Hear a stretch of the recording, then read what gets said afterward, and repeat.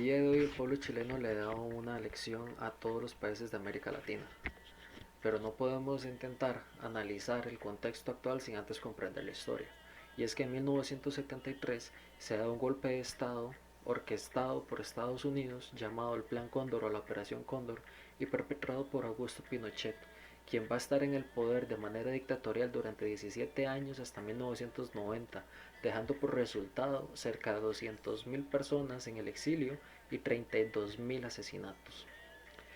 Sin embargo, gracias a las manifestaciones y a las marchas en contra de la dictadura militar, un pueblo que ya había perdido a sus familiares, ya había perdido sus derechos, ya había perdido acceso a servicios básicos, perdió lo último que le tocaba, y fue perder el miedo.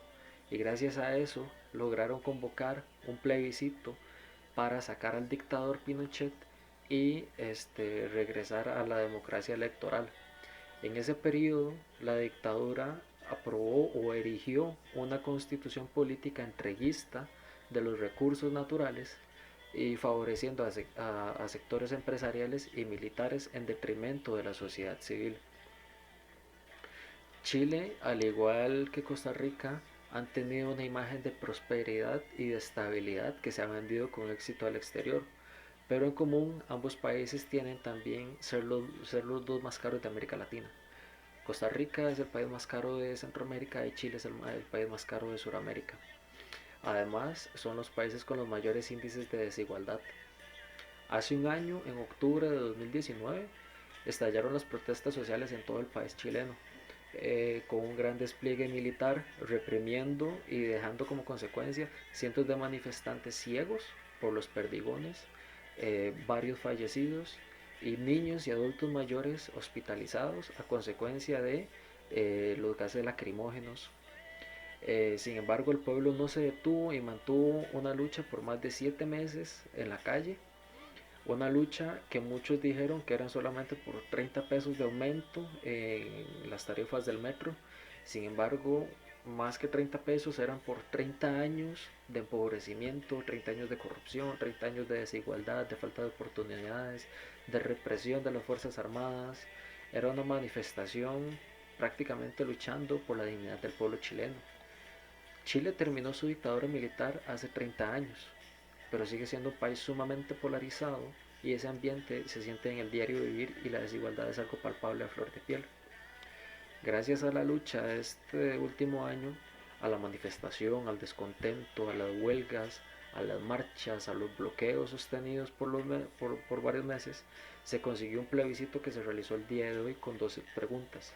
Uno, ¿quiere usted una nueva constitución? Apruebo, buscando una nueva constitución. Rechazo, buscando que se mantuviera la constitución actual de la época de la dictadura. Y dos, ¿qué órgano debe determinar esa nueva constitución? ¿Una convención constitucional o una convención mixta? Siendo la convención mixta compuesta 50% por representantes o constituyentes electos por el pueblo y 50% congresistas, mientras que la convención constitucional es libre de parlamentarios y electos popularmente. Ahora, con más del 75% a su favor, ganó el apruebo y la convención constitucional, dejando en evidencia la desconfianza del pueblo en sus gobernantes, en el parlamento y en la institucionalidad como tal, apelando directamente al pueblo como único soberano capaz y digno de representarse a sí mismo. Pero además de ello, esta nueva constitución política va a ser la primera constitución política de la historia de la humanidad cuya representación va a ser en paridad de sexo. Por otra parte, desde el 2012, apenas hace 8 años, en Chile el voto es libre, es voluntario. Antes de esto era obligatorio. Para el actual mandato del presidente Sebastián Piñera hubo una participación de apenas 49% del padrón electoral, siendo él electo con el 57% de ese 49%. Hoy es tanto el repudio a una constitución heredada de la dictadura, a 30 años de entreguismo y una creciente desigualdad y polarización, además de un gobierno represor como el de Piñera, que de manera voluntaria ha habido una participación de alrededor del 70% del padrón electoral en medio de la pandemia del COVID-19. Y este nivel de participación también es un indicador claro y puro de la legitimidad tanto del plebiscito como de la soberanía de la protesta social como método de lucha y motor del cambio social. Lo que nos deja como enseñanza, contrario al discurso desmovilizador de gobiernos de turno como el actual aquí en Costa Rica y sectores tradicionales, de que las manifestaciones ni los bloqueos son la manera. Y claro que son la manera. Es la manera en que las clases populares obtienen sus derechos y sus conquistas.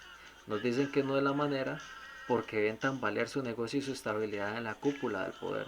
Nos dicen que no es la mejor forma porque tienen miedo de que nos organicemos y lo saquemos de ahí. Y molesta cuando países como el nuestro nos dicen, es que así no hacemos las cosas en Costa Rica.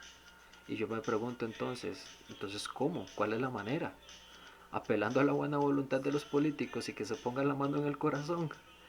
Eh, pues no. Y este proceso cívico del pueblo chileno debe servirnos de ejemplo a los pueblos latinoamericanos y a Costa Rica en particular, que hemos sido países hermanos y con muchas similitudes para luchar por conseguir las demandas populares, pero sobre todo a sostener la lucha, porque cuando nos dicen que esa no es la forma, solo se busca deslegitimar, desmovilizar y desmoralizar a la ciudadanía para que desista de su lucha.